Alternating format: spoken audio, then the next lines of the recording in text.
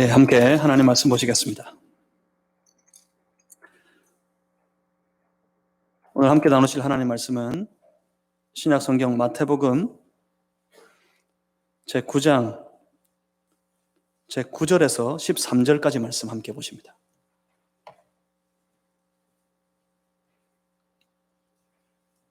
마태복음 9장 9절에서 13절까지 말씀. 제가 가지고 있는 성경책에는 신약 성경 제13페이지에 있습니다. 마태복음 9장 9절에서 13절. 오늘 이 아침에 우리에게 주신 살아계신 우리 아버지 하나님의 말씀입니다. 저와 여러분이 나눠서 한 절씩 교독하시고 마지막 13절은 함께 합독하시겠습니다. 예수께서 그곳을 떠나 지나가시다가 마테라 하는 사람이 세관에 앉아 있는 것을 보시고 이르시되 나를 따르라 하시니 일어나 따르니라.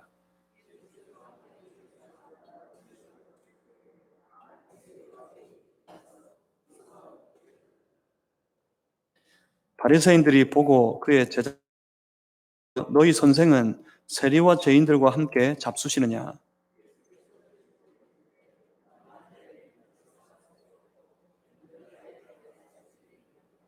너희는 가서 내가 긍휼을 원하고 제사를 원하지 아니하노라 하신 뜻이 무엇인지 배우라. 나는 의인을 부르러 온 것이 아니요 죄인을 부르러 왔노라 하시니라. 아멘.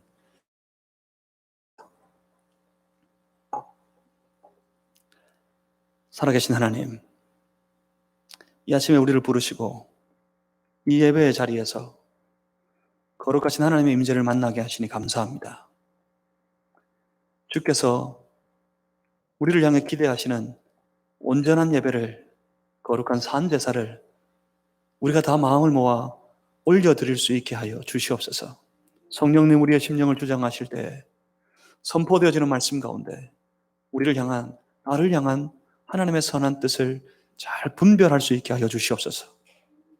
듣고 응답하여 그 뜻 따라 살아가는 우리가 다 되게 인도해 주시옵소서.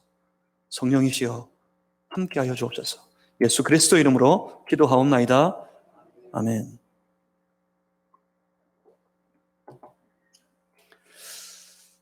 사랑하는 마산제일가족 여러분, 지난 한 주간도 주의 은혜 안에 잘 사셨다가 오늘 거룩한 주일 우리 함께 모여서 이렇게 예배 드릴 수 있으니 참 감사합니다.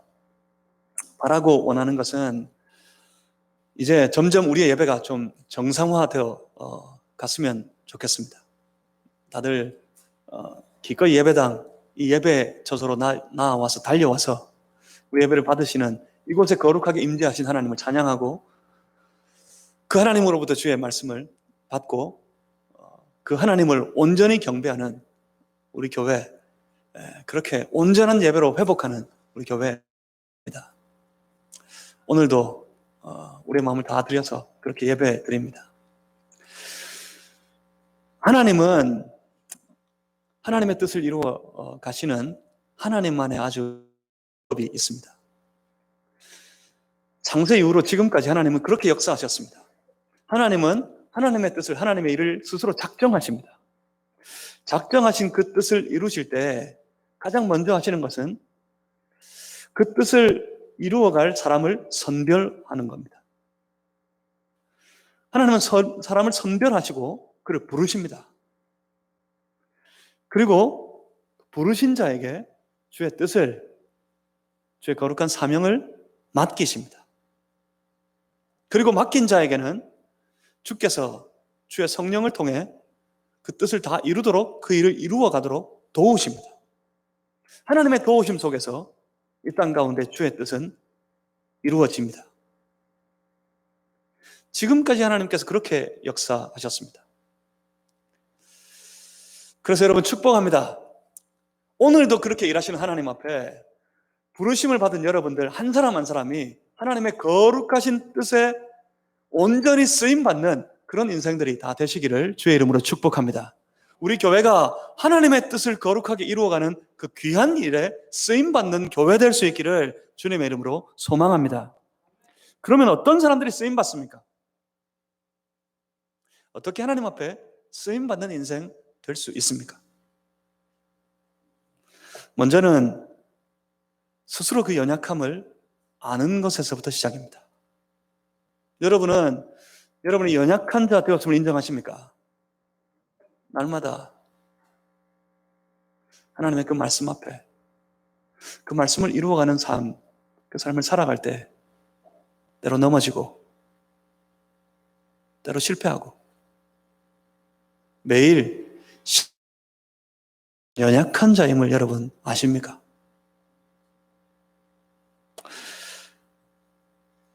내가 나 혼자의 힘으로 아무것도 할 수 없는 나는 연약한 자임을 인식하고 그것을 인정할 때 그때 비로소 필요해지는 것 있습니다. 내가 할 수 없으니 누가 필요합니까? 예수님이 필요합니다. 내가 죄로 어두워졌으니 무엇이 필요합니까? 내 모든 죄를 걷어내시고 나를 살려주시는 예수 그리스도의 십자가가 비로소 필요해집니다. 예수님이 필요해야, 예수 십자가가 필요해야 그 주께서 나를 부르실 때, 그 십자가 위에서 나를 부르실 때 그때 비로소 응답할 수 있는 겁니다. 오늘 여기 우리가 만나는 마태라는 사람처럼 말입니다. 오늘 예수께서는 세관에 앉아있는 마태를 부르십니다. 외적으로 보면 이 마태라는 사람, 이 사람은 부족할 게 없는 사람입니다. 외적으로는 그의 삶이 전혀 어렵지 않습니다. 그는 유대인이었지만 로마 정부로부터 고용되어진 오늘로 치면 세무공무원입니다. 아마도 이 마태는 이 세리라는 직업을 얻기 위해서 참 많은 노력을 기울였을 겁니다. 어렵게 그 자리에 앉았을 거예요. 세리가 되고 난 이후에 이 마태는 그 생활도 좀 폈습니다. 세리는 로마 정부에 바칠 세금, 그 세금을 제외하고 남는 모든 것을 다 자기 것으로 할 수 있는 그런 이들이었기 때문에 세리가 되고 난 이후에 그는 재산도 많이 모았습니다. 이 직업도 아주 튼튼한 직장입니다. 그러니까 외적으로 별 걱정할 게 없는 전혀 남부럽지 않은 그런 삶을 살아가는 그런 인생이었단 말입니다. 그런데 언제부턴가 그의 내면은 달라집니다. 주변을 돌아볼 때 외적으로 자기 집의 곳간에 곡식은 쌓여가고 은행의 잔고는 늘어가고 재산은 모여가는데 돌아보니까 사람이 사라져갑니다. 한 사람씩 두 사람씩. 주변의 사람들이 그를 상종하려 하지 않습니다. 분명히 자기 나라에 살고 있는데 자기 동족들이 자신을 마치 이방인 취급합니다. 상종할 수 없는 이방 죄인으로 여겨서 다 떠났습니다. 사람들이 그를 멸시합니다. 사람들이 그를 비난합니다. 그 비난과 멸시 가운데 그는 하루하루 고통당하는 삶을 살았습니다. 그도 그럴 것이 세리는 칼을 했던 이들입니다. 형제들을 착취해서 로마 정부의 배를 채우고 또 자신의 배를 채우고 그렇게 사는 삶이었기에 모든 이들로부터 민족의 원수, 저 이방의 죄인 그런 취급을 받기에 마땅한 삶이 바로 세리들의 삶이었습니다. 예수님도 말씀하실 때 예수님 말씀 중에 세리가 등장하는 장면이 있습니다. 마태복음 18장 15절에서 17절 사이에 보시면 예수님이 용서에 관해 말씀하실 때 형제들을 보내서 사람들을 보내서 그 죄를 지은 자, 용서받아야만 하는 그런 죄를 지은 자 그에게 권유하고 그에게 권고해보고 그럼에도 불구하고 그들이 그 권고를 받아들이지 않으면 그런 사람들은 저 이방인이나 세리처럼 여겨라. 그렇게 말씀하신 적이 있습니다. 그러니 당시 세리는 말하자면 아주 인정받은 죄인이었어요. 인정받은 죄인.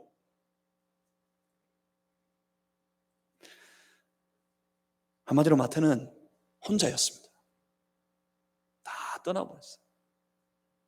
주변의 친구들, 친척들, 자기를 다 외면하고 그렇게 철저하게 그는 혼자 남아 살아야만 했습니다. 그의 매일의 삶은 어느새 고통의 연속이었습니다. 많은 재산을 모았지만 만족하기보다는 매일매일 하루하루가 그는 고통받는 인생이 있었습니다. 돈이 문제가 아닙니다. 사람들의 정죄와 비난과 외면 속에서 그는 멸시를 받으며 하루하루 힘들게 그렇게 살아갔습니다. 어느 날 이 마태에게 들려온 예수님에 관한 소식, 예수님에 대해 그가 들었을 때 사실 마태는 그 마음이 더 무거웠습니다. 그도 한 사람의 유대인으로서 다른 유대인들과 마찬가지로 메시아를 기다려온 사람입니다. 그는 믿었습니다. 메시아가 오시면 이 고통의 삶도 끝이 나겠지. 메시아가 임하면 저 로마 정부로부터 해방받고 이제 더 이상 나도 이런 삶을 살지 않아도 되고 내 삶에서 내게서 내 삶을 짓눌러오는 모든 고통도 끝이 나게 되겠지. 그는 그렇게 믿었습니다. 그런데 사람들이 그럽니다. 저 예수가 메시아인 것만 같다고. 수많은 사람들이 메시아인 것만 같은 예수님께로 환호하며 나아갔습니다.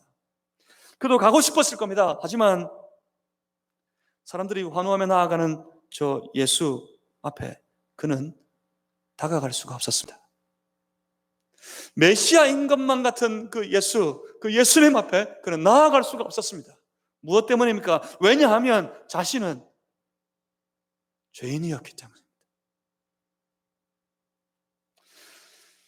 예수님만이 자신을 이 고통 속에서 해방시킬 수 있을 것 같은데 정말 예수님이 필요했는데 마태에게는 예수님이 필요했습니다.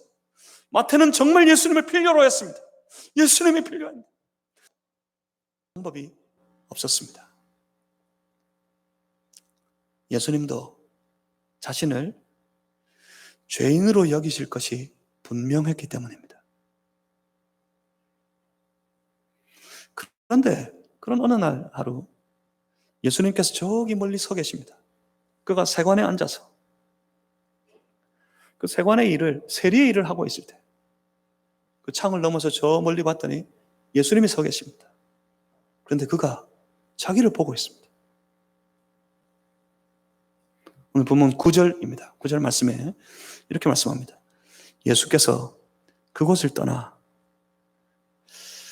그곳은 지난주 우리 함께 나누었던 예수님께서 죄사함을 선포하셨던 그 자리입니다.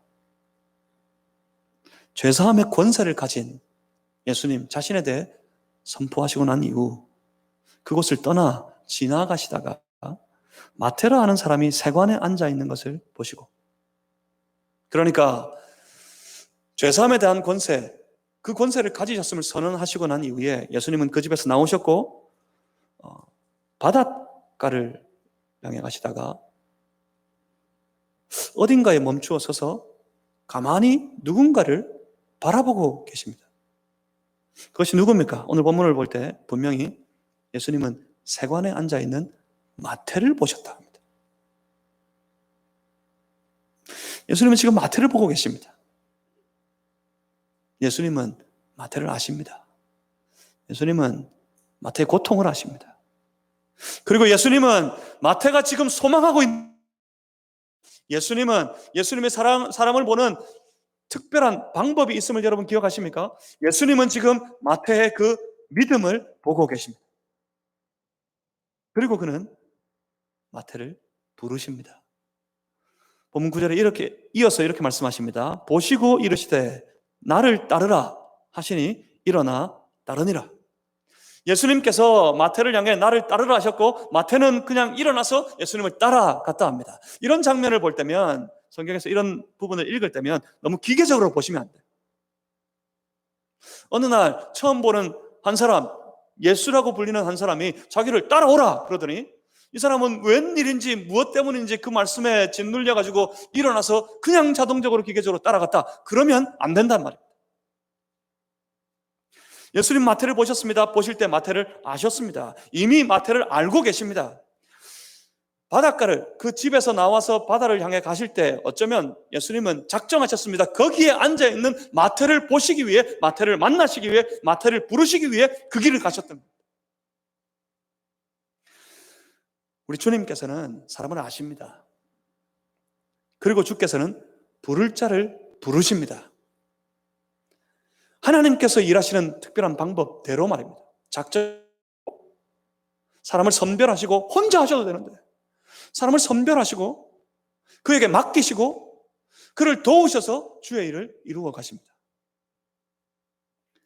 마태를 부르셨습니다. 함께 일할 자로. 하나님은 혼자 하실 수 있습니다. 그럼에도 불구하고 하나님은 웬일인지 사람을 통해 그 일을 이루어 가기를 원하십니다. 오늘도 마찬가지입니다. 오늘 이 예배 자리에 거룩한 부르심을 받고 나오신 여러분들, 여러분 한 사람 한 사람을 하나님께서 선별하신 줄 믿습니다. 무엇을 위해서요? 저 하늘의 뜻을 이루시기 위해서, 우리 아버지 하나님의 뜻을 이루시기 위해, 오늘 우리의 삶 속에 이루실 만한 뜻이 있으시기 때문에 오늘도 우리를 부르십니다. 그 부르심 앞에 나와서 주께서 그 일을 맡기실 때 주님과 더불어 함께 주의 도우심을 받아 그 뜻을 다 이루어가는 여러분 모두가 되시기를 주님의 이름으로 축복합니다.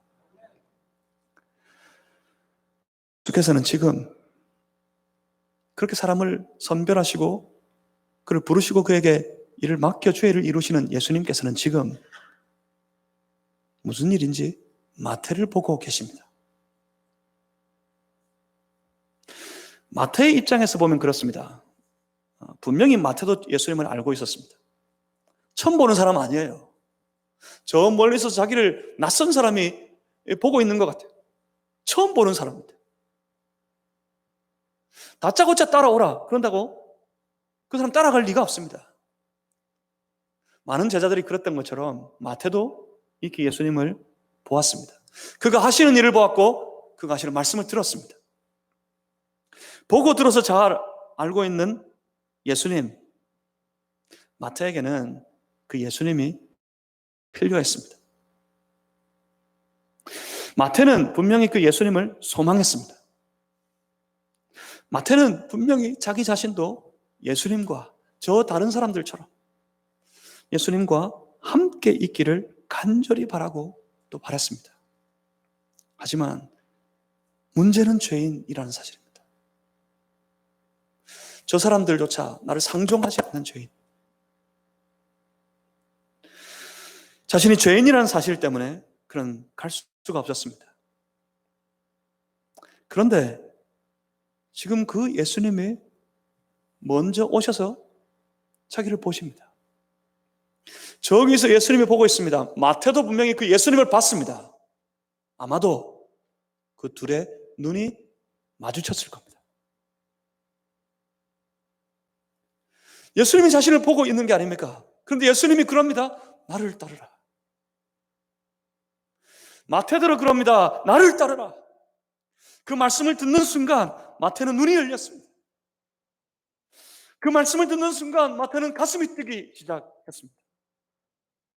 부르시는 우리가 필요해서 주의 뜻을 이루기 위해 우리를 선별해서 우리를 통해 주의 뜻을 이루시기 위해 우리를 부르시는 주의 말씀을 들을 때 하나님께서 우리에게 말씀하실 때 가슴이 열려, 가슴에 눈이 열려 우리 가슴이 뛰는 정말 살아있는 그런 성도들 되실 수 있기를 주님의 이름으로 축복합니다. 말씀 해야 돼요. 말씀을 들을 때 내 눈이 열려야 돼. 내게 하나님 이것을 원하시는구나. 하나님 나로 이런 삶을 살기를 원하시는구나. 내가 이것을 결정하기를 원하시는구나. 내가 이렇게 이 길을 가기를 원하시는구나.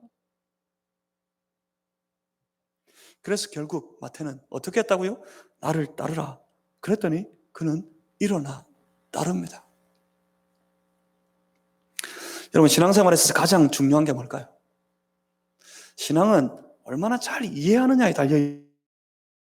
신앙의 삶에 가장 중요한 것은 내가 좀 어느래도 내가 남들보다 좀 더 이해하지 못해도 신앙의 삶에 가장 필요한 것은 주께서 날 부르실 때 그 부르심에 내가 어떻게 반응하느냐, 이것이 가장 중요합니다. 오늘도 주께서 나를 부르시는데 그 부르심 앞에 내가 어떻게 반응하냐, 내가 어떻게 나아가느냐, 이것이 중요하단 말입니다. 그러니까 성도는 날마다 깨어 있어야 한다는 것이 영적으로 민감해지기 위해서입니다. 여러분, 영적으로 민감해지셔야 합니다. 기도하고 말씀 보고 찬양하면 뭐합니까? 열심히 기도하고 열심히 말씀 읽고 소리 높여 찬양하고 그럼 뭐합니까? 기도할 때 하나님께서는 응답해 주시고, 말씀 볼 때 하나님께서 말씀해 주시고, 내가 찬양할 때 하나님께서 내 마음을 만져서 감동도 해 주시고, 그런데 절대로 반응하지 않으면, 하나님의 말씀 앞에, 하나님의 응답 앞에, 하나님 주신 감동 앞에 아무런 반응도 보이지 않으면 그 기도와 말씀 묵상이, 그 찬양이 무슨 의미가 있겠습니까? 주의 부르심에 내가 어떻게 응답하느냐, 이것이 가장 중요합니다. 오늘도 주께서는 우리를 부르십니다. 오늘도 주께서는 우리에게 말씀하십니다. 남은 것은 우리의 몫입니다. 보십시오. 마태를 먼저 부르신 이는 예수님이셨습니다. 그런데 그 다음 일어나 다른 것은 마태의 몫이었습니다. 그 부르심 앞에 반응해서 내가 어떻게 주의 말씀, 내가 받은 주의 말씀을 내 삶에 어떻게 이루며 살아가는 우리의 몫으로 남아있다는 말입니다. 그러니 오늘도 주의 부르심 앞에 내가 간절히 기대하고 소망하는 내 주 예수 그리스도, 그의 부르심 앞에 내가 반응하고 순종해서 그의 말씀을 따라 살아가는 오늘부터 시작된 이 한 주간이 되시기를 주님의 이름으로 축복합니다. 어찌해야 되지요? 필요해야죠. 먼저 마태처럼 예수님이 필요해야죠. 예수님 필요치 않는 어떤 사람들이 있습니다. 보시겠습니다. 마태가 일어나 따를 때 가장 먼저 한 일은 자기처럼 외면당하는 죄인들, 그래서 고통 속에 살고 있는 많은 죄인들, 그들을 불렀습니다. 나가서 바로 즉시로 예수에 대해서 알리기 시작했단 말이죠. 사람들을 부르기 시작했단 말이죠. 전도하기 시작했단 말입니다. 보십시오. 본문 10절에 예수께서 마태의 집에서 앉아 음식을 잡수실 때 많은 세리와 죄인들이 와서 예수와 그의 제자들과 함께 앉았더니, 마태의 집으로 마태는 많은 사람들을 초대했습니다. 자기처럼, 자기와 같은 죄인들, 지금 온 동네 죄인들이 한 집에 다 모였습니다. 지금 거기에 예수님이 그 제자들과 더불어 그 죄인들과 같이 차려진 음식을 나누어 먹고 있을 때였습니다. 그때 보면 11절입니다. 11절에 이렇게 말씀합니다. 바리새인들이 보고, 등장해야죠. 여기에 이 사람들 등장해야 되겠죠. 역시 등장해서 어떻게 합니까? 바리새인들이 보고 그의 제자들에게 이르되 어찌하여 너희 선생은 세리와 죄인들과 함께 잡수시느냐. 바리새인들은 역시나 여기서 예수님을 판단하고 예수님을 정죄하고 예수님 비난하기 바쁩니다. 바리새인들이 수많은 죄인들, 온 동네 죄인들이 한 집에 다 몰려 있는 거 보고 거기 가만히 봤더니 예수님이 있고 예수가 앉았고 그 제자들이 함께 있는 것, 그걸 보고 소란을 일으킵니다. 저기 봐라, 저기 봐라. 혼자 의로운 척은 다 하더니, 혼자 잘난 척은 다 하더니 하는 일을 바라고 저 죄인들과 함께 음식을 먹고 있지 않느냐. 어떻게 저럴 수 있단 말이에요. 저 사람들과 함께 자리만 같이 해도 같은 죄인 취급받는 그런 때였습니다. 더군다나 그들과 함께 먹는 것, 그건 상상할 수도 없는 일입니다. 근데 예수님이 지금 저 죄인들과 함께 앉아 그들과 함께 밥을 먹고 있었단 말입니다. 그 일을, 그들의 소란을, 그들의 하는 말들을 예수님께서 들으셨습니다. 본문 12절입니다. 예수께서 들으시고 이르시되 건강한 자에게는 의사가 쓸데없고 병든 자에게라야 쓸데있느니라. 사실입니다. 그렇습니다. 그렇지 않습니까? 건강한 사람에게는 무슨 의사가 필요하겠습니까? 의사가 필요 없습니다. 병든 자라야 병원을 찾을 게 아닙니까? 의사가 필요합니다. 최소한 내가 병든 것 같음을 알 때, 인식할 때 의사를 찾아요. 병원을 찾아요. 요새 그런 사람들 많지 않아요? 기침만 조금 나도, 열감만 좀 느껴져도 어떤 생각 드세요? 내가 코로나인가? 그래가지고 검사받고 싶어 합니다. 많은 사람들이 검사받으러 간대요. 열만 좀 나도 코로나인 줄 알고 검사받으러 갑니다. 내가 병에 든 것 같으니까, 실제로는 그렇지 않더라도 내가 병에 든 것 같으니까 의사를 찾아가는 거예요. 병에 들었음에도 불구하고 내가 병에 든 사람이 아니라고 착각하는 사람들은 병은 안 찾습니다. 의사를 찾지 않습니다. 그런데 여기서 의문이 드는 것이 하나 있습니다. 예수님은 과연 저 바리새인들을 건강한 사람들이라고 생각하셨던 겁니까? 그래. 왜 죄인들과 같이 그렇게 앉아서 음식을 먹고 있느냐고, 그렇게 따지고 있는, 그렇게 비난하고 정죄하고 판단하고 있는 이 바리새인들, 그들에게 예수님 말씀하시기를, 그래, 건강한 사람에게는 의사가 필요 없고 병원이 필요 없다. 병든 자에게, 이렇게 병든 자들에게 병원이 필요한 것, 의사가 필요한 것이 아니겠느냐, 그렇게 말씀하신 것 같습니다. 그러면 정말 예수님은 저 바리새인들을 건강한 사람들이라고 생각하셨을까요? 아닙니다. 그렇지 않습니다. 주님은 절대 저 바리새인들, 저 서기관들, 제사장들, 많은 유대의 사람들, 그들을 건강한 사람이라고 생각하시지 않으셨습니다. 다른 곳에서 예수님 말씀하실 때 저들을 향해 말씀하시기를 독사의 자식들이라 했습니다. 회칠한 무덤과 같은 자들이라고 예수님 그들을 정죄하셨습니다. 결코 그들이 건강한 사람들 아니었습니다. 예수님이 생각하실 때 그들은 건강한 사람들이라고 생각하신 적이 단 한 번도 없습니다. 그러니까 사실은 이 바리새인들은 자칭 스스로 생각하기를 나는 건강한 자라고 여기는 그런 사람들이었을 뿐입니다. 스스로 생각할 때 내가 건강한 자이니 필요가 없죠. 필요가. 예수님 앞에 나올 필요도 없습니다. 그래서 나오지 않습니다. 그렇게 숱한 도전이 있었음에도 불구하고, 그렇게 많은 표적을 보여주셨음에도 불구하고 이들은 절대로 반응하지 않습니다. 오히려 더욱 거칠게 예수님을 대적할 뿐이죠.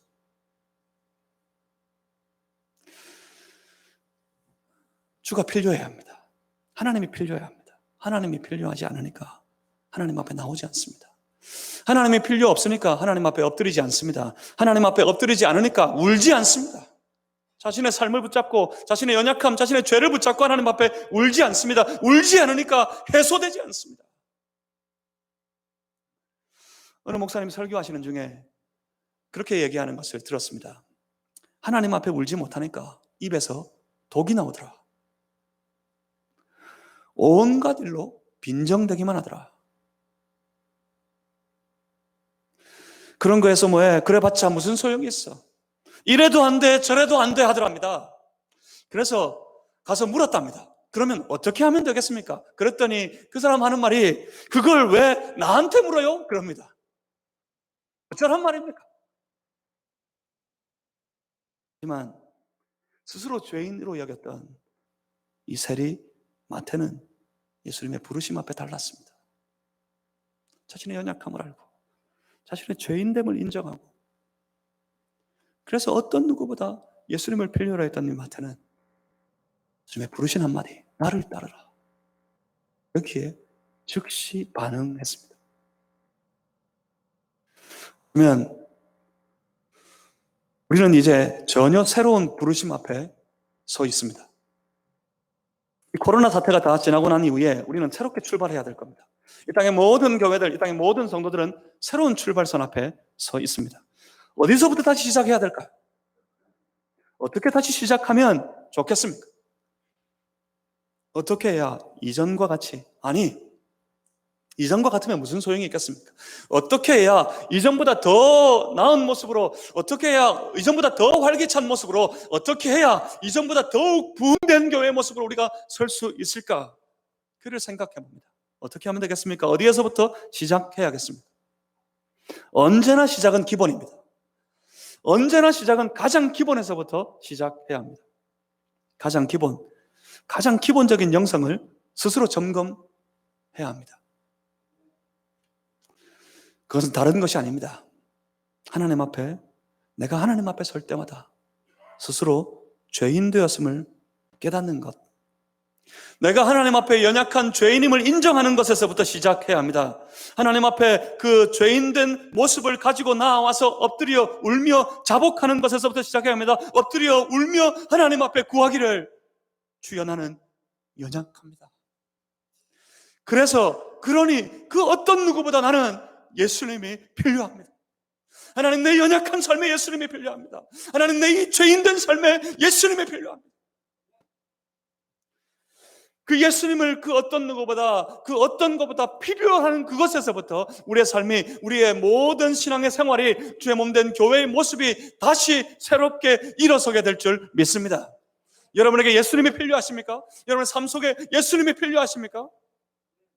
끝까지 나는 괜찮아. 그러면 안 됩니다.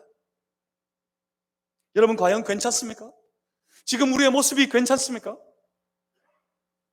이대로 모이지도 못하고, 이대로 교제하지도 못하고, 마음껏 찬양하지도 못하고, 마음껏 기도하지도 못하고, 그렇게 살아가는 우리의 모습이 괜찮습니까? 과연 우리의 삶의 모양이 괜찮습니까? 이렇게 다 무너지고 다 깨져버렸는데, 이렇게 우리의 속은 텅텅 비어버렸는데, 이렇게 우리의 마음은, 우리의 속사람은 다 어두워져 버렸는데, 과연 정말 괜찮습니까? 그래도 끝까지 나는 저들과 달라. 만약 그런다면, 그렇습니다. 아무것도 달라지지 않을 겁니다. 아무것도 이루지 못할 것입니다. 왜냐하면 아직도 하나님이 필요하지 않을 테니까요. 하나님 없이도 내가 할 수 있다고 생각할 테니까요. 하나님 없어도 살아갈 수 있다고 생각할 테니까요. 예배가 없어도, 교제가 없어도, 하나님과의 거룩한 만남, 거룩한 교제가 없어도, 주의 몸된 교회가 없어도 나는 신앙생활 할 수 있고, 나는 여전히 내 힘으로 살아갈 수 있고, 그렇게 생각할 테니까요. 그런데 내가 할 수 있다고, 내 힘으로 할 수 있다고 생각한다면, 그렇습니다. 하나님은 하시지 않으실 겁니다. 여러분 보셨습니까? 여러분 성경을 보아서 아십니까? 만약 하나님께서 하시지 않으면 우리가 할 수 있는 것은 아무것도 없다는 사실 말입니다. 하나님이 하시지 않으면 우리는 할 수 없습니다. 내가 아무리 할 수 있을 것 같아도 하나님이 하시지 않을 때 나는 아무것도 할 수 없습니다. 그런데 다릅니다. 내가 할 수 없다고 생각하는 순간, 나의 연약함으로, 나의 추악함으로 내가 할 수 없다고 생각할 때 그때부터 달라집니다. 내가 할 수 없으니 하나님이 필요합니다. 내가 할 수 없으니 나는 아무것도 할 수 없으나 그 사람이 할 수 있는 한 가지 있습니다. 그것이 무엇입니까? 무엇이겠습니까? 하나님 의지하는 것 할 수 있습니다. 그런데 하나님 의지하면 놀랍게도 하나님이 하십니다. 하나님 의지할 때 하나님이 역사하십니다. 하나님께 의지해서 내 모든 삶을 다 맡길 때, 마태처럼, 여기 이 연약한 한 사람 마태처럼 그렇게 자기 배를 불려오던 그 세관의 자리를 다 떨쳐버리고 예수님을 쫓아간 이 마태처럼 내 연약함을 알고 그 어떤 것보다, 그 어떤 누구보다 예수님을 필요로 하고 그 주께 내 삶을 다 맡겨 주를 의지하기 시작할 때, 그때 주께서는 역사하시기 시작합니다. 하나님의 역사는 지금까지 그랬습니다. 하나님의 역사를 통해 볼 때, 성경을 통해서 보아도, 이 교회의 시대를 통해서 보아도, 모든 면모를 다 살펴봐도 하나님의 역사는 한결같이 그렇습니다. 지금까지 하나님께서는 스스로 죄인인 줄 아는 한 사람 한 사람을 불러서 그들에게 주의 일을 맡기시고, 그들을 통해 스스로 죄인인 줄 아는 자, 그 어떤 누구보다 나는 연약한 자다 인정하는 그런 사람들, 그들을 도우셔서 그들을 통해 이 땅 가운데 하나님의 나라의 일들을 이루어 오셨습니다. 바로 그들 때문에, 연약한 사람들. 그래서 주의 부르심 앞에 즉시로 반응하고 주의 말씀에 순종하며 살았던 그런 사람들로 인해 세계는 변했습니다. 세계의 역사는 변해왔습니다. 그것은 오늘도 마찬가지일 겁니다. 오늘 주의 부르심에 반응해서 하나님 앞에 예배드리며 주의 말씀에 주시는 말씀을 붙잡고 이 말씀대로 살아가리라 다짐하고 각오하고 반응하는 여러분 한 사람 한 사람을 통해서 오늘도 주님은 주의 일들을 이 땅 위에 여전히 이루어 가실 줄 믿습니다. 그러니 여러분 하나님 앞에 쓰임받는 인생 되시기를 다시 한번 주님의 이름으로 축복합니다. 여러분 어떻게 하시겠습니까? 오늘 우리를 부르실 때, 주님 날 부르실 때 그 앞에 여러분 어떻게 서시겠습니까? 기도하겠습니다. 살아계신 아버지 하나님, 오늘 주의 부르심 앞에 섭니다.